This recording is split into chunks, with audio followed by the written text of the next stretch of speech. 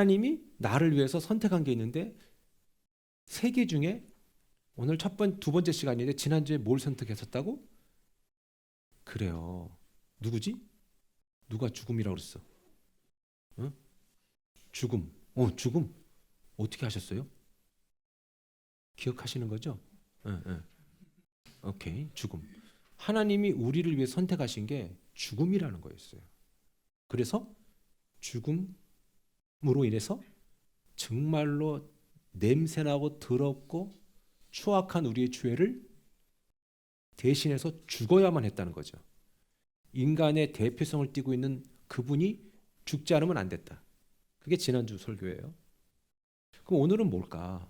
하나님이 우리를 위해 선택한 두 번째가 뭘까? 저는 우리가 하나님을 소위 믿을 만한 분으로 신뢰하는 결정적인 이유를 전 말씀드렸던 기억이 납니다. 이 말을 바꿔 말하면 하나님과 우리와의 결정적인 차이점이 뭐냐? 하나님과 여러분과 정말 다른 점이 뭐냐?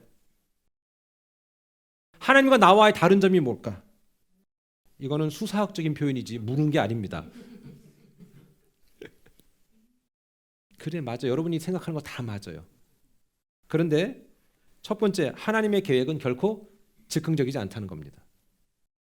하나님은 어쩌다가 이렇게 막 계획을 짜고 막 계획을 틀고 이거 나 몰랐다 야 이러는 분이 아니라는 얘기입니다.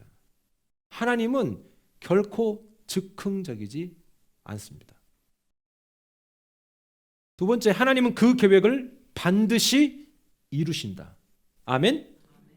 간혹 성도님들이 저한테 좋은 계획을 얘기해 주실 때가 있어요. 목사님, 제가 이렇게 하고 싶습니다. 제가 이렇게 살고 싶습니다. 내가 우리 가정 이렇게 하고 싶습니다. 난 그럴 때마다 기분 좋지요. 예? 그렇죠. 여러분이 목사님 올해는 내가 꼭 빚을 더 많이 지고 싶어 이런 얘기 안 하잖아요. 하나님 정말 잘하고 싶습니다. 열심히 일하고 싶습니다. 하나님이 기뻐하는 이런 삶을 살고 싶습니다. 그다음에 내가 올해는 더 기도를 많이 하겠습니다. 이런 얘기 많이 하잖아요. 정말 도전되고 기특하고 힘이 나는 계획들입니다. 그런데 실제로 그것을 위해서 실행에 옮기는 분은 많이 보지 못했습니다. 그다지 적극적이지도 않고 또 문제는 지속적이지 않아요. 이게 하다가 금방 불이 죽어. 이게 일관성이 없는 거죠. 여러분에게 말씀드렸습니다. 영적이다라는 것은 뭐예요? 뭘 하나 시작해도 끝까지 가는 걸 얘기하는 겁니다. 세상의 이치도 같잖아요. 여러분 비즈니스를 할 때 이거 했다 안 되면 접고 저거 했다 안 되면 접고 계속 접어봐. 그러면 평생 종이접기밖에 못하는 겁니다. 우리가 무엇이든 끝까지 가는 게 무척 중요하지 않습니까? 지속적인 게 영성이라고 얘기했습니다. 세상의 공부도 마찬가지예요. 공부하기 쉬워요, 어려워요? 어려워요. 근데 어떤 놈이 해내요? 끝까지 한 놈이 해내는 거지. 엉덩이가 무거워야 되는 거예요, 여러분들. 그러니까 영성이란 제가 말씀드렸어요. 지속적으로 가는 거예요. 처음에 은혜 받았고 막 뜨거운 척 온갖 다 할 필요가 없어. 그것보다 더 중요한 건 그 사람이 받은 은혜가 계속 가고 있느냐, 이거 중요하다는 사실입니다. 그렇게 되지 않으면 기대만 하고 열매는 없는 삶이 되는 것이죠. 마지막 세 번째로 하나님과 우리의 결정적인 차이점은 뭐냐? 바로 하나님은 미래를 정확히 아시지만 우리는 알 수 없다라는 겁니다. 제가 한국에 잠깐 방문할 때 보면 참 이 중요한 요지마다 그렇게 많이 유행하는 게 있죠. 점들, 젊은 애들이 보는 건 타로점 이런 거 있잖아요. 예? 그거 왜 보는지 모르겠어. 왜 보는지 모르겠어. 스포츠 신문에 보면 오늘의 운세 이런 거 보고, 여러분 아직도 그런 거 요즘에 보십니까? 예, 그런 거 안 보죠. 만약에 그걸 보고 믿는다면 여러분 자존심 상해해야 돼요. 미래를 주관하시는 분이 하나님이지 종이짝지가 아니잖아요. 자, 물론 사람도 간혹 어느 정도 시간이 지난 다음에 그 과거에 얻어진 정보들을 조합해가지고 미래를 예측은 할 수는 있어요. 그러나 우리가 예측하면 예측한 대로 답을 얻든가요? 그것도 아니잖아요. 이 또한 수많은 변수들 앞에서는 아무 조치도 못 취하고 꼼짝없이 당하는 게 우리 삶입니다. 그런데 우리는 어때요? 하나님 앞에 오만 잘난 척은 다 할 때가 많다라는 것이죠. 여러분, 우리가 간혹 타게 되는 항공기 있잖아요. 비행기. 예, 비행기 탄 지 오래되신 분들도 많겠지만 비행기를 타는데 미 동부와 유럽을 최단시간에 연결하는 비행기가 있었습니다. 좀 이해를 돕자면 이게 얼마나 빠르냐면 마 2.2 음속의 2배거든요. 한국에서 뉴욕에서 한국까지 아마 지금 14시간 걸릴걸요.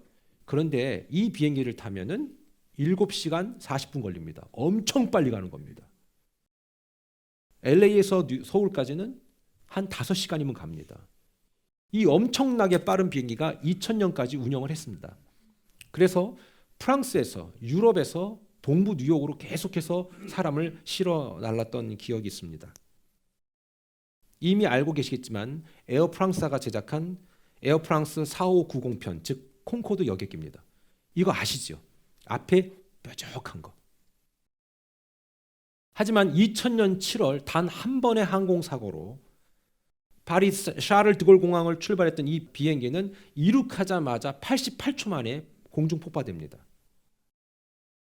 승무원 109명, 승객 전원이 다 죽습니다. 나중에 사고 원인이 밝혀졌는데 이게 아주 황망하고 황당스럽습니다. 이 기종은 2000년에도 잘 날랐고 결국 이 사건이 터지고 난 다음에 2003년 4월에 콩코드 여객기는 운항이 중단됩니다. 사람들이 무서워서 안 타는 거예요. 여러분, 공중 폭파된 비행기를 타시겠어요? 안 타는 거지. 그러니까 결국 그 해에 10월 24일에 완전히 퇴역합니다.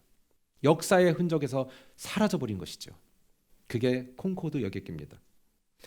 사고 여객기의 사고 원인을 조사하는 과정에서 정말 이해할 수 없는 사실이 발견됐습니다.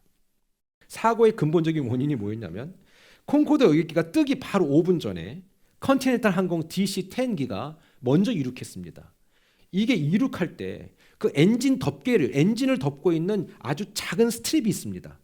그 티타늄 조각이 활주로에 떨어진 겁니다. 저게 떨어진 거예요. 떨어져 가지고 활주로에 그대로 있는데 콩코드 여객기는 그걸 모르고 워낙 고속으로 이륙을 하니까 이게 왼쪽 랜딩 기어에서 바퀴를 한번 탁 튀고 그대로 엔진을 지나서 연료통을 가격한 겁니다. 그리고 공중에서 폭발한 겁니다. 여러분, 누구도 관제사도 기장도 부기장도 예측하지 못했습니다. 얼마 전 기사에 보니까 콩코드 여객기를 부활시킨다라는 얘기를 하더라고요. 근데 사람들은 그때 두려움을 아직도 갖고 있습니다. 여러분, 하지만 반대로 하나님은 모든 경우의 수를 다 계산하고 계십니다. 우린 변칙적 선택을 미리 감지할 수 없다고 생각하지만 하나님은 다 감지하십니다. 욥기 11장 11절 이렇게 얘기하십니다. 하나님은 허망한 사람을 아시나니 악한 일은 상관하지 아니하시는 듯하나 다 보시느니라. 아멘. 아멘. 우리 이런 생각할 때 있잖아요. 아우, 저놈은 좀 죽었으면 좋겠어. 그런 생각 안 해요? 아니, 속으로 다 하면서 이쁜 척 다 해. 믿음의 사람들은요, 모두 하나같이 이런 하나님의 속성을 정확히 알고 믿고 그분께 맡길 수 있는 거예요. 심지어 하나님을 평생 사랑했던 다윗은요, 나이가 들 때까지 아들 솔로몬에게 얘기했고, 그리고 그와 함께 사역했던 사무엘은 아들 솔로몬에게 이렇게 얘기합니다. 역대상 28장 9절 이렇게 얘기합니다. 내 아들 솔로몬아, 너는 네 아버지의 하나님을 알고 온전한 마음과 기쁜 뜻으로 섬길지어다. 여호와께서 모든 마음을 감찰하사 모든 의도를 아시나니. 뭘 아신다고요? 모든 의도를 아신다고. 뭘 아신다고요? 모든 의도를 아신다고. 야, 나 이 마음이, 야, 하나님, 내가 이거를 계획하는데 이 계획을 아시는 게 아니라 이걸 왜 계획했는지 그 의도를 아시는구나. 사람은 의도 몰라요. 예? 여러분 다 사랑해서 결혼했다고 얘기하지만 밑가자에 깔려있는 건 또 다른 것도 있잖아요. 그 의도까지도 아시는 거예요. 저는 그 하나님이 너무 좋은 거야. 왜? 믿을만 하지 않습니까? 그 하나님. 그 하나님이 뭐는 알고 뭐는 몰라. 우리가 하나님 일부를 속일 수 있다면 얼마나 여러분, 난 그런 하나님이라면 안 믿을 것 같아. 계속 보세요. 네가 만일 그를 찾으면 만날 것이요 만일 내가 그를 버리면 그가 너를 영원히 버리시리라. 아멘. 여러분, 이 말씀이 저주 같아요? 난 그렇게 생각하지 않아요. 하나님이 어디 우리를 저주하셨어요? 우리 감찰하신대. 내 모든 의도를 아신대. 그러면 좋은 거잖아. 그러면 여러분, 때로는 일이 틀어지거나 때로는 못된 일을 겪거나 그럴 때도 여러분의 억울함과 힘든 지경을 아시잖아. 그러니까 견딜 수 있는 거 아니겠습니까? 그런데 볼 때 하나님이 내 의도를 아시는데 내 의도가 못돼 먹었어. 그럼 끝난 거지 뭐. 하나님의 의도까지 아시는데 계획을 하시는 분이 아니에요. 그 계획의 의도를 아신다. 저는 이런 표현을 해요. 하나님은 너의 의도 이전의 의도까지 아신다. 심리학자들은 그거를 이드, 초자라고 얘기했습니다. 저는 하나님이 너무 좋아요. 늘 우리의 부족함, 나의 연약함, 우리의 실수에도 불구하고 최소한 하나님이 그 의도를 아신다면, 야, 네가 그런 거 의도하지 않았는데 그런 결과가 봤구나. 에휴, 이놈 새끼야. 에휴, 이 여자는 꼭 욕 같아서 말 못하겠어. 에휴, 이놈의 지지배야. 내가 너를 아는데 네가 그러려고 그런 게 아니라는 거 알아. 저는 하나님이 그 정도로 섬세한 분이라는 걸 믿습니다. 옆 사람한테 얘기하세요. 좋은 의도를 가집시다. 시작. 좋은 의도를 가집시다. 아멘. 제가 여러분에게 설명드렸던 거 기억나십니까? 세상의 모든 그 범죄인들 있잖아요. 교도소에 들어가 계신 분들, 그 죄의 항목이 다 다르잖아요. 그렇죠? 뭐 강도, 폭력, 살인, 또 뭐 있어? 난 그게 다 한 것 같은데 뭐 있어? 사기, 그렇지, 사기, 그렇지. 예. 뭐 하여튼 다 위조범 뭐 다 있네. 예. 근데 중요한 건 모든 게 다 교화가 된대요. 근데 하나만 안 된다고 말씀드렸죠. 어떤 놈? 사기꾼. 여러분, 사기꾼이요, 다른 게 아니에요. 이거를 프로 해석하면 뭔지 아세요? 사기꾼은요, 의도가 나쁜 놈을 사기꾼이라고 얘기해요. 그러니까 처음부터, 그러니까 내가 이렇게 하려고는 안 했는데 이렇게 하다 보니까 그렇게 됐어. 그게 때로는 살인일 때도 있고, 막 그냥 욱하는 마음에 때려갖고 폭력일 수도 있고, 또는 어느 잘못된 조직에 들어가서 그 환경의 지배를 받아서 어쩔 수 없이 그런 경우도 있고, 또는 부모를 너무너무 잘 만나갖고 이상한 곁길로 가는 경우도 있고. 그런데 사기꾼은 그게 아니라는 거예요. 얘는 DNA부터 사기꾼이야. 의도가 원래 그러네. 원래 얘네들은 은혜도 못 받아요. 이건 제가 얘기한 게 아니라 제가 아는 교도관이 얘기해 주신 거예요. 도대체 교화가 안 된대. 이것들은 교화가 되는 것도 속인데, 제가 교화가 되었습니다. 제가 예전엔 그랬으나, 이것도 속인다는 거야. 이거 안 되는 거야. 이게. 여러분, 하나님은요 실수하지 않아요. 이거 내가 꿈에도 생각 못했다. 야, 이런 경우가 없어요. 그럴 때 우리는 하나님을 오해하시면 안 돼요. 하나님이 살아계신데 어떻게 이런 일이 일어날 수 있느냐. 아이고, 여러분, 하나님이 살아계시니까 우리 지금 살아있는 줄 아셔야 돼요. 예? 저와 여러분의 하나님을 평가하는 이해는요, 과거와 지금의 이 상황들을 이 조합해 가지고 얻어진 정보 외에는 아무것도 없어요. 내일도 모르는데, 아니 1시간 뒤의 일은 우리가 아십니까? 모르잖아요. 우리 몰라요. 간혹 성경에 마치 하나님이 예상하지 못하고 후회하시는 듯한 그런 표현이 있을 수는 있어요. 그러나 제가 말씀드렸지만 이거는 신인 동형 동성론, 그러니까 쉽게 얘기하면 좀 더 우리의 입장에서 하나님의 공감을 표현한 얘기지, 하나님이 뭔가를 이해 못해갖고 아차, 성경에 나와 있잖아요. 내가 인간을 지었음을 한탄하다. 나 얘네들 왜 지었는가. 얘네는 생각부터 모든 행동이 다 썩었어. 나 정말 실수한 것 같아. 이런 표현이 있잖아요. 그건 하나님이 실수한 게 아니에요. 하나님이 몰랐기 때문에 표현한 게 아니에요. 말씀드렸듯이 신인 동형 동성론, 우리의 이해를 돕기 위해서 하나님의 아픈 마음을 우리의 인간의 입장으로 표현한 거예요. 하나님은 모르지 않았어요. 몰랐으면 예수님을 십자가에 못 박을 계획을 하시겠습니까? 창세기 3장 이후에 나오는, 즉 사탄의 머리를 짓밟을 계획과 그 뱀이 발꿈치를 여자의 후손을 상하게 할 것을 얘기하셨겠습니까? 하나님은 그렇게 무계획적인 분이 아닙니다. 그렇기 때문에 우리는 살다가 도무지 이해할 수 없는 문제를 만났을 때, 그래서 그 문제로 낙심이 오고 막 좌절이 오고, 여러분, 그럴 때 내일도 모르는 우리가 하나님께 분노를 표출하는 것은 미련한 겁니다. 저도 화날 일이 많고요, 화를 낼 일도 많습니다. 말씀드렸잖아요. 여러분은 편하게 얘기할 수 있는 걸, 제가 여러분에게 편하게 말하면 어때요? 여러분은 기분 나쁘잖아요. 그러면서 이런 표현 드렸어요. 병원에 가서 의사를 찾았어. 정신과 의사가 여러분한테 여러분 미쳤어요. 그럼 기분 나빠서 어떡할 거예요? 그런데 아무 말도 못하고 나오잖아요. 목회자가 집사님 집에 문제 있어. 그럼 교회가 뉴욕에 400개가 넘는데.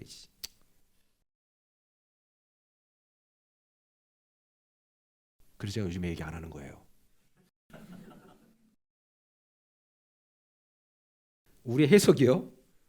과거 현재 통틀어져서 다 그 경험밖에 없어요. 그런데 뭘 안다고 우리가 막 얘기합니까? 우리는 여전히 실수하고 넘어지고 쓰러지고 깨지는 삶밖에 안 됩니다. 지난주 우린 하나님께 선택하신 그 첫 번째 일은 스스로 고장나고 엉망진창이 된 우리의 인생을 회복시키기 위해서 철저히 계획하신 대로 이 땅에 오셔서 조금의 오차나 실수도 없이 완벽히 우리의 죄 문제를 해결하신 분이다라고 얘기했습니다. 그 죄 문제를 해결하기 위해서 인간을 대표하는 그 예수님을 죽여야만 됐던 것이죠. 그분은 오셔서 죽어야만 됐습니다. 그런데 그분은 오늘 부활하신 것이죠. 그렇다 보니까 우리가 상황을 보면서 낙심하거나 실망할 필요 없어요. 정말 필요 없어요. 교회에서 뭐 상처받고 사람 때문에 상처받고 스스로의 믿음도 찾아가지 못하고 하나님을 떠나 자신의 삶을 미화시키는 사람들 얼마나 많이 있는지 몰라요. 내가 누구 때문에 나 예수 못 믿겠다는. 제가 일부 때도 그런 예를 들어드렸거든요. 제가 좋다 그랬어요. 오케이, 좋아요. 사람 때문에 예수님 못 믿겠다는 분들 많거든요.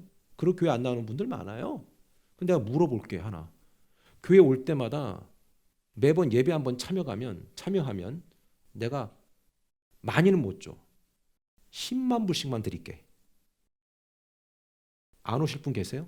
아, 목사님 나는 그런 거에 연연하지 않습니다. 나는 연연해요. 여러분 그럴 분 있어요? 아, 내가 저 인간 때문에 교회 못 나. 아, 그 인간 한번 보고 받고 말지. 무슨 말인지 알겠습니까? 내가 가치를 제대로 알게 되면 사람이 눈에 안 보입니다. 더 큰 가치가 있는데. 물론 아픈 마음이 생길 수 있습니다. 꼴도 보기 싫을 수 있습니다. 근데 그럴 때마다 생각하세요. 하나님 보기에 나 꼴은 어떤가? 그러면 여러분 답이 또 확실하게 나오는 거예요. 누가 누구를 욕하는가?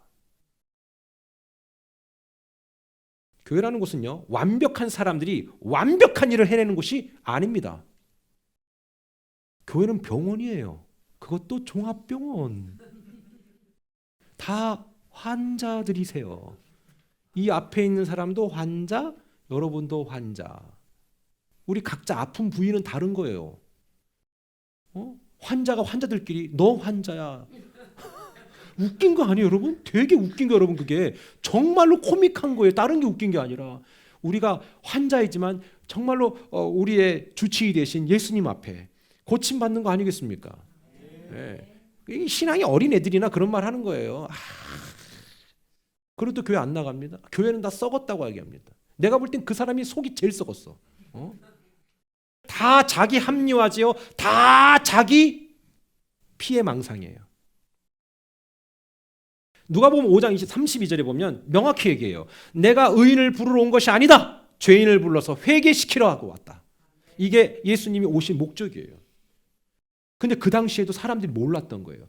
예수님이 정치적인 메시아로 자기들을 로마의 속박으로부터 자유케 해줄 정치적인 리더로 계속해서 바라보니 저는 분명히 이 말을 그 당시 사람들은 이해 못했을 거라 확신합니다. 죄인을 회개하러 왔다.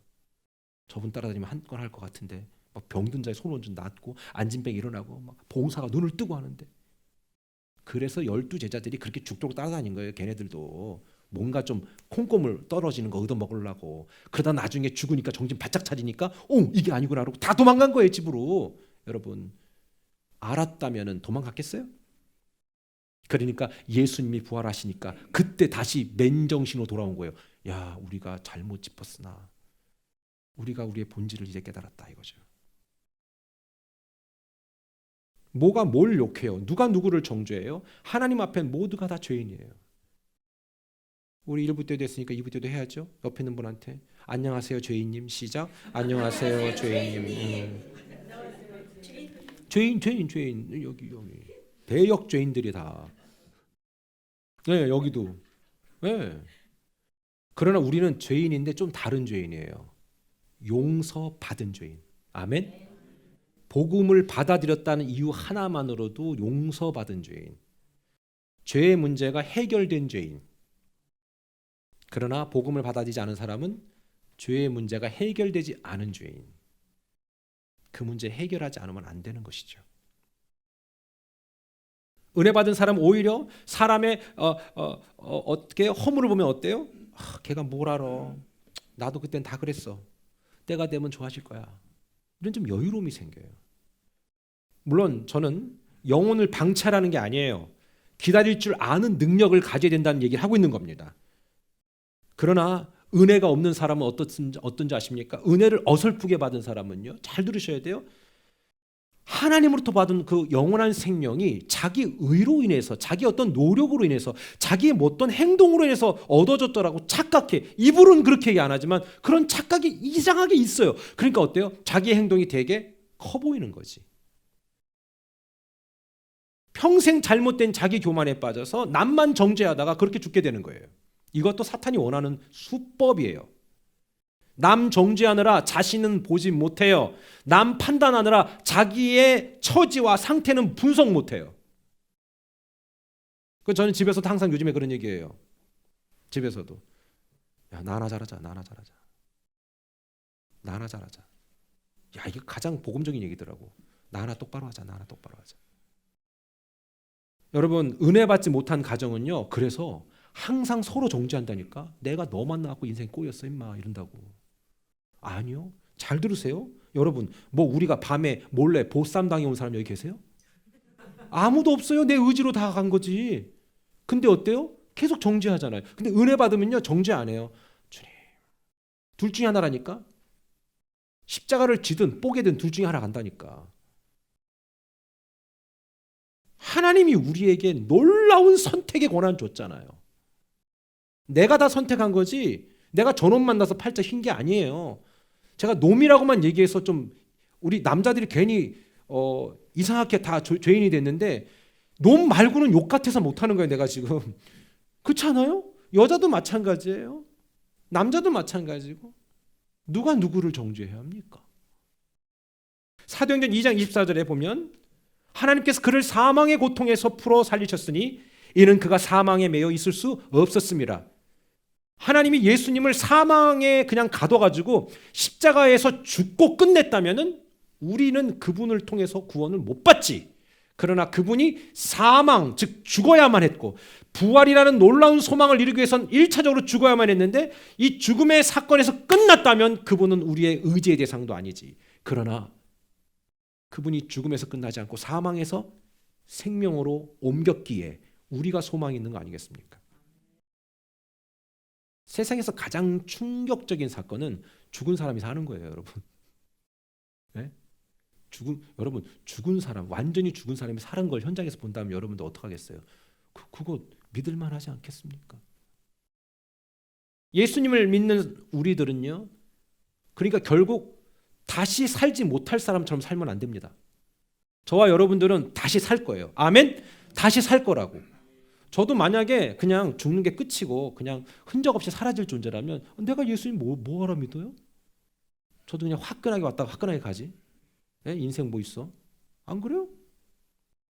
부활 없는 사람처럼 산다면, 부활이 없다면 우리처럼 소망이 없는 사람이 없어요. 그냥 죽으면 뭐 다 소멸되는 거지 뭐 무슨 영혼이 있어. 사람이 쪼잔하게 죽는 거 뭐 그런 거 가지고 이렇게 소심하고 그러냐. 내 눈을 감는 그 순간 그 이후의 시간들이 존재하지 않는다고 믿다가 다시 눈을 뜨게 되는 그 시점, 아차 하면 어떻게 되는. 근데 전 이런 생각해요. 믿음의 시간이라는 것 자체가 우리의 이 시간들이 결코 무익하지 않은 이유가 뭐냐. 우린 누구나 다 눈을 감았다가 뜨는 날 와요. 로마서 8장 11절에 예수를 죽은 자 가운데 살리신 이의 영이 너희 안에 거하시면 그리스도 예수를 죽은 자 가운데 살리신 이가 너희 안에 거하시는 그의 영으로 말미암아 너희 죽을 몸도 살리시리라. 아멘. 이게 있으니까 예수님 믿지. 주일날 나도 더 자고 주일날 막 그냥 내가 가고 싶은 대로 막 놀러 가고 까짓거 뭐 인생 뭐 있어. 그냥 화끈하게 사는 거지 뭐. 여러분 정말 전 그렇다고 생각해요. 복음이 있으면 그 생각이 왔다가도 이렇게 되는 거지. 언제 우리 부를 줄 몰라요. 여러분의 계획은 중요하지 않아요. 저의 계획도 중요하지 않아요. 그러니까 저는 어떤 기도 제목이 딱 왔을 때 어이쿠나 이거 오지요. 목사라고 뭐 주님 저희 기도 제목 주셔서 감사해요. 난 이걸 너무 기다렸어요. 이런 또라이는 없어요. 너무 힘들어요, 저도. 그럴 땐. 그런데 그럴 때도 믿음으로 이길 수 있는 것은 좋다. 내가 내일 일을 모르니까 이것도 예측 못했듯이 이 일 이후의 것도 예측 못하니까 가보자 한번 끝까지 있자. 아직 거 뭐 있냐. 아멘. 그거예요. 믿음의 선배들이 그토록 죽음 앞에서도 조금도 굴하지 않고 온전했던 이유가 예수님의 부활을 현장에서 목격했기 때문에 그래요. 여러분 제가 보니까 그분들보다 우리 믿음이 더 좋은 것 같아. 지들은 보기라도 했지. 우린 못 봤잖아. 그래서 왔다 갔다 하는 건가? 못 봐서? 그렇잖아. 그렇지. 근데 그분들은 왔다 갔다 못 했거든. 왜? 봤기 때문에. 원래 들은 놈이 좀 희미하잖아요. 본 놈이 확실하지. 근데 여러분 기억하세요. 듣고도 믿는 여러분들이 더 대단한 거 아니겠어요? 그러니까 제대로 들었다면 우리 한번 제대로 믿어봅시다. 예수님의 부활을 통해서 우리의 부활을 확증하신 거예요. 하나님은 예수님의 부활을 통해서 우리에게 부활을 약속하신 거예요. 그 부활의 현장을 만들어가기 위해서 완벽하게 죽으심을 선택함으로써 모든 인류는 완전하게 죽은 다음에 완전한 부활로 우리를 이끌어 가시는 거예요. 이게 중요한 거예요. 사도행전 2장 28절 다 같이 읽습니다. 시작. 주께서 생명의 길을 내게 보이셨으니 주 앞에서 내게 기쁨이 충만하게 하시로다 하였으므로. 아멘. 생명의 길을 내게 보였다. 생명의 길을 내게 보였다. 생명의 길을 보았다고 증언하고 있지 않습니까? 생명보다 소중한 게 있습니까, 여러분? 네, 정말 묻고 싶어요. 여러분 생명보다 소중한 게 있으세요? 열심히 벌어야 하지요. 돈 잘 버십시오. 잘 벌어서 크게 쓰임받게 되기를 축원합니다. 그런데 여러분 제발 부탁인데 돈 버는 걸 인생의 목적으로 삼지 마세요. 선택하세요. 지금 통장 100억 잔고와 생명 중에 뭘 선택할래? 그럼 뭘 선택하시겠어요? 당연히 생명이지. 계산은 잘해 우리가 이런 건. 근데 실제적인 문제에서 적용을 하느냐 이거죠. 생명과 견주어 비교가 될 만한 게 우리 인생에 가치가 있는 게 어디 있어요? 여러분 나 하나 아프면요 다 필요 없어요. 사랑이고 뭐가 없어요. 무슨 사랑이 어디 있어? 뭘 그런 착각들 하고 있어. 목사님은 너무 인간이 메마른 것 같아요. 아니요. 저는 현실적인 거예요. 우리 다 사랑을 선택한 거지. 너무 사랑이 충만해서 막 살면 뿜어져 나옵니까? 그건 철없을 때 이제 아무것도 모를 때 이제 살기 전의 일이지. 그렇잖아요? 나만 그래요. 자, 그래서 중요한 건 여러분이 아시는 애플 창업자는 아니구나. 애플 컴퓨터 스티브 잡스 돌아가셨잖아요. 이분이 2011년에 그렇죠? 그가 갖고 있던 자산만 12조. 와, 엄청난 거예요. 엄청난 거. 우리 12조라는 거는요. 여러분 평생 동안 1초, 2초, 3초에서 못 세는 계산이에요. 네? 근데 그분은 그렇게 돈이 많아도 자기 췌장암을 못 고쳤어요. 2260억 달러의 소유자. 지금 최고 세계 1위 부자. 왔다 갔다 하긴 하는데 일론 머스크 테슬라. 그분이 그 돈으로 한 건 오직 자기 머리 심은 것밖에 없어요. 모발 이식. 자기 몸과 관련해서 자기가 한 거는 뭐 좀 땡겨 피는 거. 머리 심은 거. 그게 전부예요. 이게 그렇게 만만한 게 아니에요. 생명이라는 게. 의학이 그렇게 발달해도 피 한 방울 못 만들어냅니다. 생명은 하나님이 성경에 피에 있다라고 얘기했기 때문에 그렇습니다. 피는 온몸을 휘감으면서 산소를 공급합니다. 그렇게 잘난 인간이 피 한 방울도 왜 못 만드냐 이거죠. 저는 신장이 그렇게 멋진 기능을 갖고 있는지 몰랐습니다. 콩팥. 우리 온몸의 장기를 다 필터링 해줍니다. 피가 순환할 때 펌프질을 하는데 그 사이즈가 요거밖에 안 돼요. 요거 2개 있어요. 뒤에 2개 딱. 하나님 또 하나 고장 나면 또 하나 갖고 쓰라고 또 2개 만들어줬어. 네? 하나님이 하나만 만들어준 건 잘못되면 죽으라는 거예요. 그냥 가면 돼. 근데 2개 만들어줬어. 근데 요만한 게 온몸을 다 순환해. 여러분 보여드렸잖아요. 투석하는 투석 기계가 강대상 반만 해요. 근데 걔가 신장 투석이 하는 투석률에 30%밖에 못 한다는 거예요. 근데 그걸 몇 시간을 누워 있어야 돼. 그걸 위해서. 요만하게 하나님 만들어놨는데 생명 만만한 게 아닙니다. 다 가져도 오늘 놓고 오라면 가야 하는 게 인생입니다. 그러니까 여러분 제발 부탁하는데 제발 죽도록 벌지 마세요. 하나님의 목적을 위해서 버세요. 나 부탁 어쩔 땐 진짜 화딱지가 나. 여러분 목사가 타락해갖고 여러분 돈 많이 벌어요?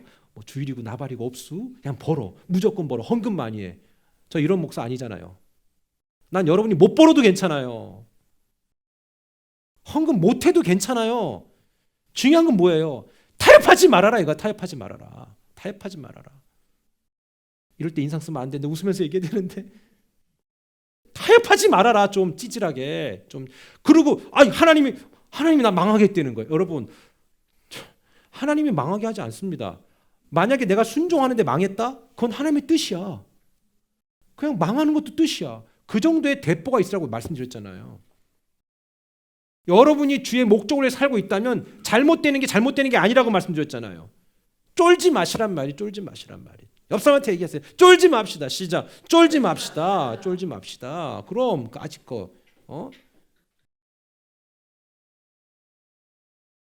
누가 보면 12장 19절 20절에 이런 말씀이 있어요. 한번 읽어볼까요? 시작. 또 내가 내 영혼에게 이르되 영혼아 여러 해 쓸 물건을 많이 쌓아두었으니 평안히 쉬고 먹고 마시고 즐거워하자 하리라되 하나님이 이르시되 어리석은 자여 오늘 밤에 내 영혼을 도로 찾으리니 그러면 네 준비한 것이 누구의 것이 되겠느냐. 아멘.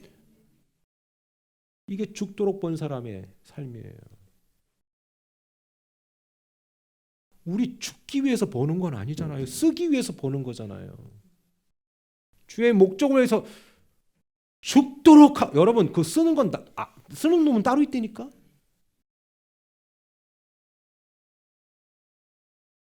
실제로 아까 말씀드린 스티브 잡스요. 그 재산 다 두고 2011년에 죽었잖아요. 예? 그의 부인 이름이 로렌 파월 잡스예요. 그분은 그 남편이 죽자마자 얼마 안 있어서 전 워싱턴 시장 에이드리언 팬티와 열애에 빠졌어요. 이름도 참 재밌죠? 팬티예요.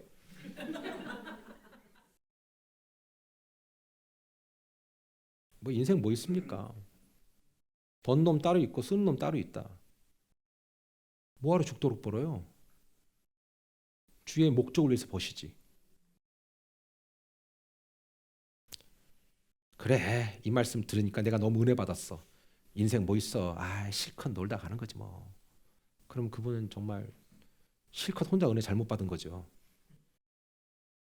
그게 만약에 끝이라면 그렇게 가는 게 인생 뭐 있어 까짓 거 그냥 질리기고 그냥 까짓 거 가는 거지. 탁하게 사는 거지. 그렇게 살아보세요 한번. 그게 끝이라면 하나님은 우리를 위해서 앞서 말씀드렸듯이 죽을 이유도 없는 거죠. 그런 허망한 삶을 위해서 죽진 않으세요. 당신의 목적을 위해서 살다가 가게 만드는 거지. 여러분, 전 여러분이 다 목사되라는 얘기가 아닙니다. 우린 각자 다 하나님이 주신 사명이 있다는 거지요. 그 사명 이루는 것이 목적이지 허망한 것을 꿈꾸고 살지 말아라 이겁니다. 우린 하나님의 기쁨과 영광 위에 살다가 가는 거예요. 각자 건 다 다른 거예요.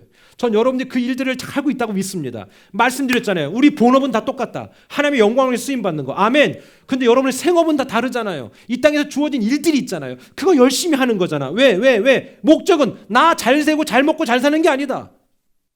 그렇게 허망하게 가지 말아라. 하나님의 목적을 이루기 위해서 이 멋진 생업들 현장에서 하나님의 놀라운 은혜를 부음받는 거예요. 그게 맞잖아요. 저는 감사하게도 내 본업도 생업도 이게 된 거고 여러분은 본업은 저랑 똑같고 생업은 좀 다른 거고 이거예요. 누가 하나 천한 직업이 어디 있어요? 얼마나 존귀한 직업들이에요. 말씀드렸잖아요. 막스 베버가 쓴 책 프로테스탄티즘과 자본주의 원리. 개혁주 신학 아닙니까? 여기서 말씀드렸어요.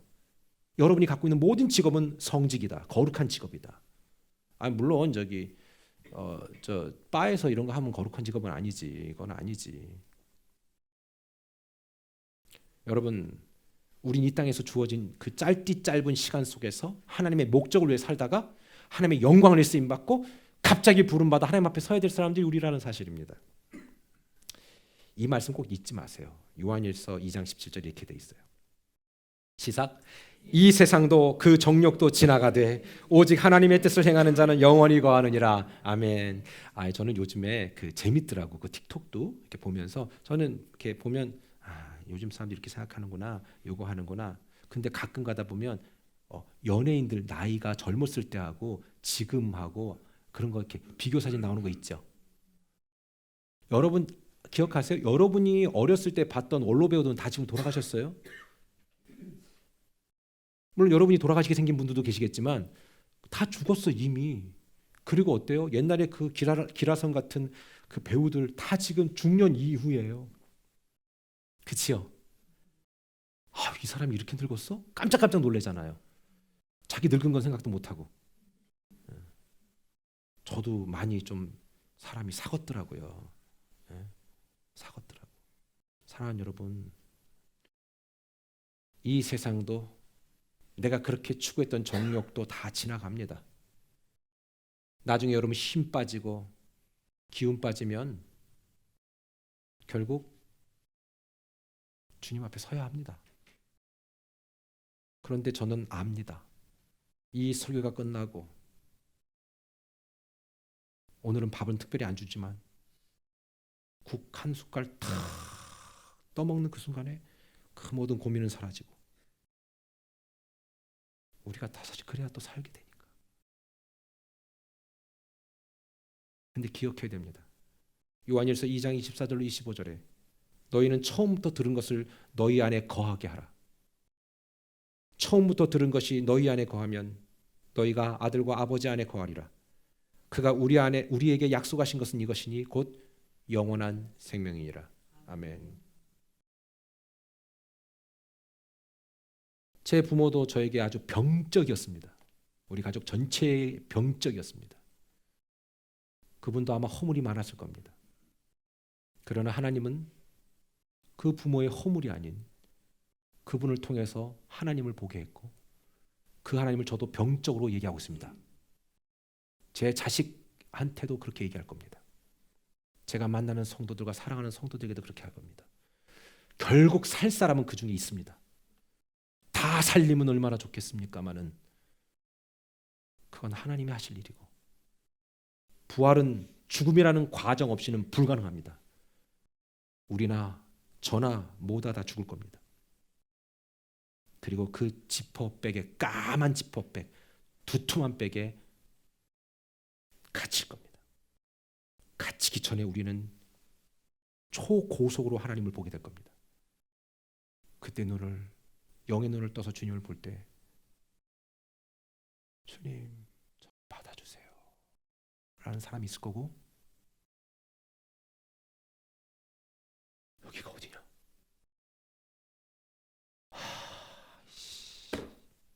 그건 소용없습니다. 저는 다른 어떤 칭찬도 하나님께 듣고 싶진 않습니다. 오직 한 가지 칭찬해 주실 것 같아요. 넌 어쩜 그렇게 리얼하게 설명을 했냐? 그때 그놈이 들었어. 책임은 여러분한테 있어 이제. 저는 아니요. 말씀을 마칠게요. 죽음은 모든 것의 단절과 새로운 시작의 기다림이기에 그 기다림의 끝에서 우리에게 소망을 주시려고 예수님이 부활하셨고 그 부활을 믿고 소망하는 이 땅의 모든 하나님의 자녀들 또한 마지막 그 시간에 소망 주실 줄 믿습니다. 그때는 저도 한번 기억해 주세요. 그때 그렇게 열정적으로 설명했던 게 이 현장이고 이 현상이구나. 내가 그때 그 이후부터 선택을 제대로 했지. 복음을 전하는 저나 여러분이나 끝까지 죽을 때까지 바른 선택할 수 있게 되기를 축원합니다. 기도하겠습니다.